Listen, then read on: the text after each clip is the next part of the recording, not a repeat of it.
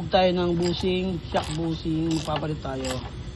Ang gamit lang natin itong mga socket wrench natin, washer.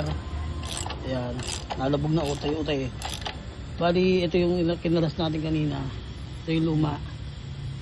Ginamitan din natin ng socket wrench tsaka ng mga washer, alin na mahaba. DIY lang.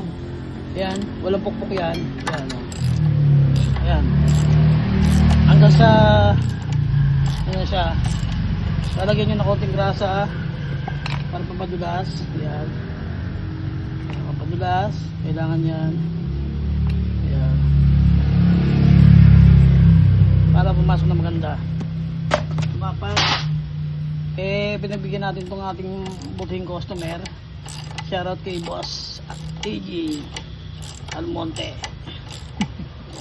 Ayan. Ayan. Pulidong pulido. Yan na. Wala na. Tanggalin na natin. Okay na. That's it. Yan na, boss. Quality check natin. Yan na, walang cut yan. Walang cut yan. Hindi, papakita natin yung finish Papakita. baka sabihin, pinasinshop eh. Ito na nga kay Boss Ben. Ayan, boss.